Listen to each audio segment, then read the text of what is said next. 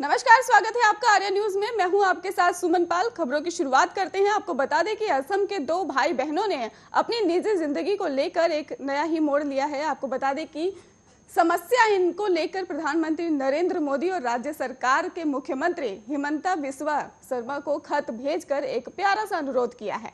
इस पत्र के जरिए दोनों बच्चों ने प्रधानमंत्री और मुख्यमंत्री से आधिकारिक कार्रवाई की मांग की है। 6 साल के रईसा रावजा अहमद और 5 साल के आर्यन अहमद ने दोनों नेताओं को अलग अलग पत्र भेजे हैं। बच्चों का ये पत्र सोशल मीडिया पर काफी तेजी से वायरल हो रहा है। इसे खूब पसंद किया जा रहा है। बच्चों से ये प्यारा अंदाज लोगों को सोशल मीडिया पर भी खूब पसंद आ रहा है। राजवा अहमद और आर्यन अहमद ने पत्र में अपने दांतों को लेकर दोनों शीर्ष नेताओं से शिकायत की है। दरअसल दोनों बच्चों ने दूध के दांत टूट गए हैं, आपको बता दें, और नए दांत नहीं आ रहे हैं। ऐसे में मुंह में दांत न होने के कारण दोनों बच्चों ने खाना चबाने में काफी दिक्कतों का सामना करना पड़ रहा है। हिमंता बिस्वा शर्मा को लिखे पत्र में रावजा अहमद ने कहा है कि प्यारे हिमंता मामा, मेरे दांत नहीं आ रहे हैं, इस कारण मुझे अपना पसंदीदा खाना चबाने में बहुत दिक्कतों का सामना करना पड़ रहा है। वहीं आर्य ने लिखा है, प्यारे मोदी जी, मेरे 3 दांत टूटने के बाद अभी तक नहीं आए हैं। दांत न आने के कारण मुझे खाना चबाने में दिक्कतों का सामना करना पड़ रहा है। बच्चों की ओर से मिले खत के बाद राज्य के मुख्यमंत्री ने कहा है कि मुझे खुशी होगी कि आपके लिए गुवाहाटी में एक अच्छे दंत चिकित्सक की व्यवस्था कर सकूं, ताकि हम आपके पसंदीदा भोजन का आनंद एक साथ ले सकें।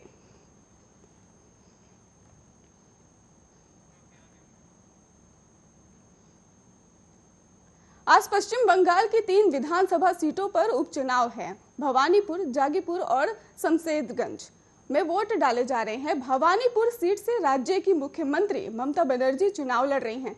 यह ममता की परंपरागत सीट रही है। आपको बता दें कि पिछले चुनाव में उन्होंने नंदीग्राम से चुनाव लड़ा था, जहां पिछले के शुभेंदु अधिकारी से हार मिली थी। आज भवानीपुर उपचुनाव को लेकर सुरक्षा के खास इंतजाम किए गए हैं। मतदान केंद्रों के 200 मीटर के दायरे में धारा 144 लागू की गई है।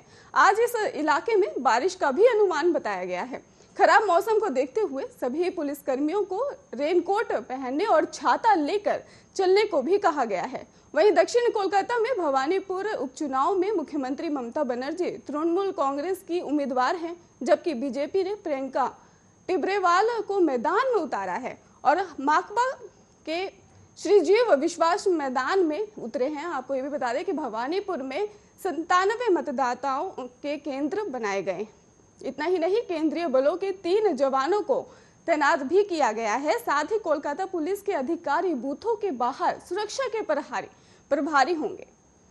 इसके अलावा अगर बात की जाए, आपको बता दें कि 3 सब डिवीजन स्ट्राइकिंग फोर्स भी तैनात की गई है। उपचुनाव के एक अतिरिक्त पुलिस आयुक्त के साथ 4 संयुक्त पुलिस आयुक्त और 14 उपायुक्त और इतने ही सहायक आयुक्त भी तैनात किए गए हैं। ईवीएम की सुरक्षा के लिए 141 विशेष वाहनों की व्यवस्था भी की गई है। लॉर्ड सिन्हा रोड स्थित Sakhawat memorial government girls high school में ईवीएम को स्टोर करने के लिए 2 स्ट्रांग रूम भी बनाए गए हैं।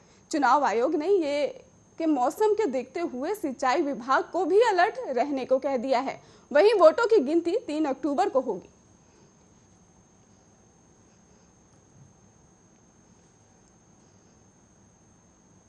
गोरखपुर पुलिस की कथित पिटाई से कानपुर के कारोबारी की मौत का मामला सामने आया है, जिसमें अब तुल पकड़ ली है। कारोबारी मनीष की पोस्टमार्टम रिपोर्ट, जिसमें चौंकाने वाले खुलासे भी हुए हैं। आपको बता दें कि पोस्टमार्टम रिपोर्ट में पता चला है कि मनीष के सिर, चेहरे और शरीर पर गंभीर चोट के निशान हैं। गौरतलब है कि इस मामले में 6 पुलिसकर्मियों को सस्पेंड भी कर दिया गया है, जबकि 3 पुलिसकर्मियों के खिलाफ केस दर्ज किया गया है। इतना ही नहीं, सीएम योगी आदित्यनाथ आज कानपुर का दौरा भी करेंगे। कहा जा रहा है कि इस दौरान सीएम मनीष के परिजनों से मुलाकात भी कर सकते हैं। वहीं उत्तर प्रदेश के योगी आदित्यनाथ पीड़ित परिवार को 10 लाख रुपए मुआवजा देने का भी ऐलान कर चुके हैं। आपको बता दें कि मुख्यमंत्री ने परिजनों को निष्पक्ष जांच का आश्वासन भी दिया है। कानपुर के कारोबारी मनीष गुप्ता की गोरखपुर के होटल में संदिग्ध हालत में मौत हुई थी। मनीष गोरखपुर के एक होटल में अपने दोस्तों से मिलने गए हुए थे। आरोप है कि देर रात कुछ पुलिसकर्मी वहां घुसे और उन्होंने मनीष की जमकर पिटाई की थी। मनीष को इलाज के लिए निजी अस्पताल में ले जाया गया। हालत बिगड़ने पर बीआरडी मेडिकल कॉलेज ले गए और जहां उनकी मौत बताई गई। मनीष की मौत के बाद उसके परिवार में कोहराम मचा हुआ है। परिजनों ने मामले में सख्त कार्रवाई की मांग की है। मनीष गुप्ता की मौत को लेकर सियासत भी तेज होती हुई दिखाई दे रही है। बीती शाम सपा के पदाधिकारी और कार्यकर्ताओं ने कैंडल जलाकर मनीष को श्रद्धांजलि भी दी है। इस अवसर पर सपा पदाधिकारी इस मामले की सीबीआई जांच कराने के साथ दोषियों की गिरफ्तारी की भी मांग कर रहे हैं। इसके साथ ही मृतक की पत्नी की नौकरी और 1 करोड़ रुपए का मुआवजा देने की भी मांग हो रही है।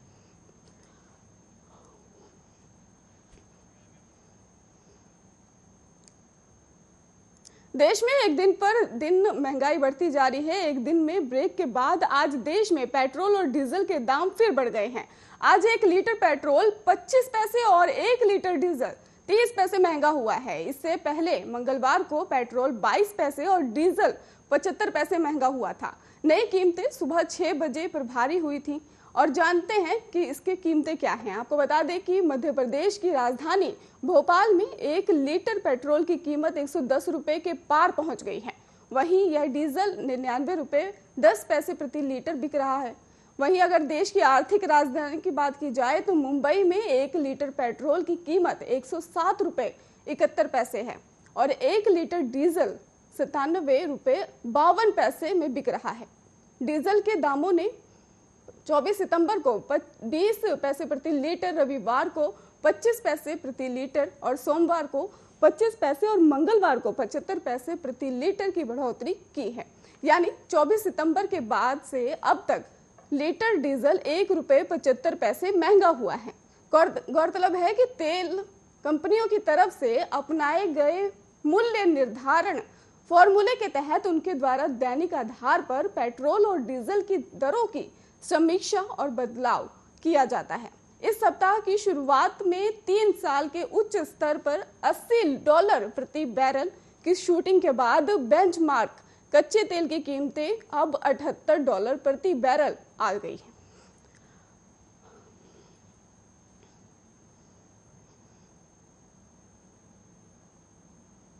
देश में जानलेवा कोरोना वायरस के मामले घटने के बाद एक बार फिर से बढ़े हैं। देश में पिछले 24 घंटों में कोरोना के 23,529 नए मामले सामने आए हैं। वहीं 311 लोगों की मौत भी बताई जा रही है।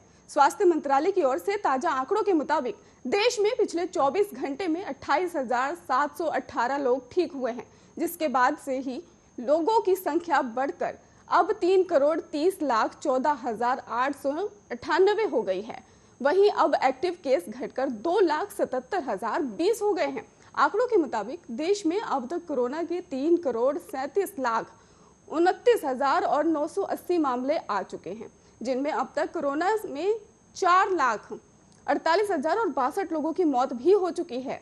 वहीं केंद्रीय स्वास्थ्य मंत्रालय ने बताया कि देश में कल कोरोना वायरस वैक्सीन की 65,34,306 डोज दी गई थी, जिसके बाद वैक्सीन की डोज का आंकड़ा बढ़कर 88,34,70,578 हो गया है।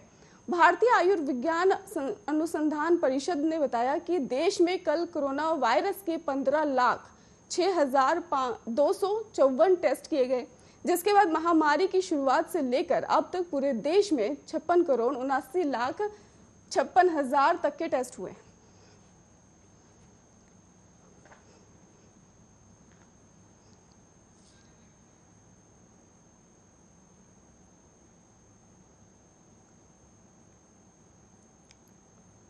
बिहार के सारण में जिला प्रशासन ने अनोखी पहल शुरू की है, जिसकी चर्चा पूरे बिहार में हो रही है, जो अब चर्चा का विषय भी बन गया है।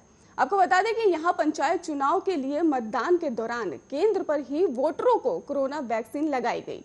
इसके लिए स्वास्थ्य विभाग की टीम को मतदान केंद्रों पर तैनात भी किया गया। जो लोग स्वेच्छता से वैक्सीन लगवाया जा चुका है, उन्हें डोज लगाई गई है। मतदान केंद्रों पर बने सेंटर्स पर कोरोना की कोविशील्ड और कोवैक्सीन की दोनों की व्यवस्था की गई थी। इस दौरान पहली डोज और दूसरी डोज दोनों लगाई गई है। सारण जिला प्रशासन की ये पहल जो है वो देखने को मिली है। आपको बता दें कि स्थानीय लोगों को काफी पसंद आई है ये पहल, इसी वजह से वोटरों ने बढ़ चढ़कर वैक्सीन लगवाई है। पंचायत की अगर बात की जाए तो सारण के जिलाधिकारी डॉक्टर नीलेश रामचंद्र देवरे को MBBS है और उन्होंने ये अनोखी पहल शुरू की है। इसके तहत मतदान केंद्रों पर स्वास्थ्य विभाग की टीम तैनात की गई ताकि जो लोग बिना वैक्सीन लिए आए हैं उन्हें भी टीका लगाया जा सके।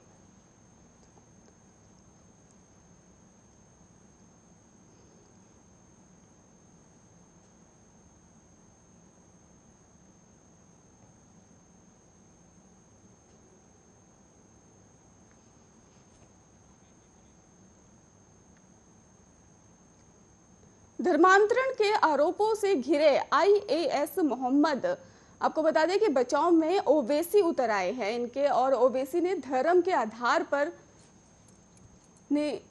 निशाना बनाने जाने के आरोप लगाया है। ओवैसी ने कहा है कि 6 साल पुराने वीडियो की जांच के लिए MIT बनाई गई है। वीडियो को संदर्भ से हटा दिया गया है और ये वक्त का वीडियो है जब यूपी में मौजूदा सरकार सत्ता में नहीं थी। ओवैसी ने मांग की थी कि अगर यही पैमाना है तो हर सरकारी दफ्तर में किसी तरह की धार्मिक प्रतीक चिन्हों का इस्तेमाल बंद होना चाहिए। दोहरा रवैया क्यों अपनाया जा रहा है? ओवैसी ने यह भी कहा कि यूपी सरकार ने सीनियर IAS साहब के एक 6 साल पुराने वीडियो की जांच के लिए SIT बनाई है। इस वीडियो को संदर्भ से हटकर लिया जाना चाहिए और ये उस वक्त का वीडियो है जब मौजूदा सरकार सत्ता में थी भी नहीं। ये खुल्लम खुल्ला धर्म के आधार पर परेशान करना है। ओवैसी अपने दूसरे ट्वीट में लिखते हैं कि अगर मानदंड ये है कि कोई भी अधिकारी धार्मिक गतिविधियों से जुड़ा नहीं है तो उसे दफ्तरों में हर तरह के धार्मिक संकेतों, चित्रों के इस्तेमाल को बंद कर देना चाहिए। अगर घर पर धर्म के बारे में सिर्फ चर्चा करना जुर्म है तो सार्वजनिक धार्मिक जश्नों में शामिल हर अधिकारी को दंडित किया जाना चाहिए। डबल स्टैंडर्ड क्यों है?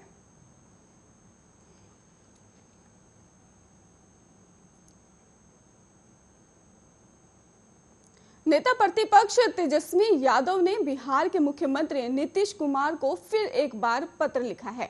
पत्र में उन्होंने बिहार में बाढ़, सुखाड़ और इससे प्रभावित होकर असामयिक मृत्यु के साथ साथ अरबों रुपए की फसल की हो रही क्षति को बचाने के लिए जिक्र भी किया है। साथ ही इसके उन्होंने प्रधानमंत्री नरेंद्र मोदी से मिलने के लिए भी कहा है। तेजस्वी ने कहा है कि राज्य हित में प्रतिवर्ष बाढ़ की विभीषिका के कारण होने वाले नुकसान और नदी जोड़ने की योजना के महत्व के संदर्भ में एक सर्वदलीय प्रतिनिधि मंडल बनाए और प्रधानमंत्री से मिलकर इन मांगों को रखें। इतना ही नहीं, तेजस्वी यादव ने यह भी कहा कि बिहार का सीतामढ़ी, शिवहर, सुपौल, किशनगंज और दरभंगा, मुजफ्फरपुर, गोपालगंज और पश्चिम चंपारण और पूर्वी चंपारण, खगड़िया और शरण, समस्तीपुर, सिवान, मधुबनी और मधेपुरा, सहरसा, भागलपुर, कटिहार और वैशाली, पटना और ऐसे हैं जो प्रत्येक साल बाढ़ से गंभीर रूप से प्रभावित होते रहते हैं। इस समस्या का स्थायी और ठोस समाधान की दिशा में ईमानदार कोशिश नहीं हो रही है। इतना ही नहीं, तेजस्वी ने कहा कि वर्तमान में केंद्र और राज्य दोनों जगह NDA की सरकार है। ऐसी स्थिति में राज्य के लोगों के लिए जानमान और जुड़ी और राज्य हित की इन अत्यंत महत्वपूर्ण योजनाओं की उदासीनता समझ से परे है। 40 में से 29 NDA के लोकसभा सांसद होने के बावजूद राज्य को विशेष दर्जा देने की बात तो दूर, अभी तक विशेष पैकेज नहीं मिल पाया।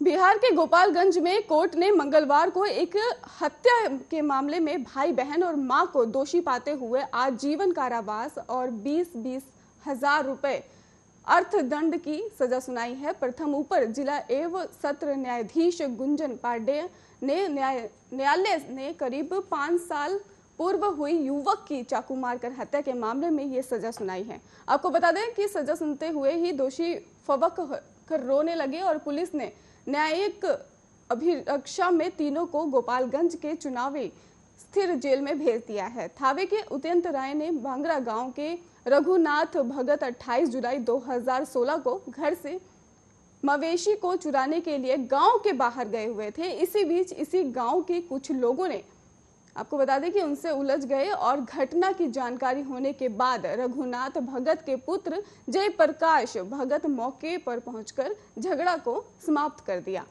लेकिन कुछ ही देर के बाद दूसरे पक्ष के लोगों ने भी, आपको बता दें कि जयप्रकाश भगत पर चाकू और लाठी डंडों से हमला कर उन्हें गंभीर रूप से घायल कर दिया। इससे मौके पर ही उनकी मौत हो गई थी, जिसके बाद अब जांच की जा रही है।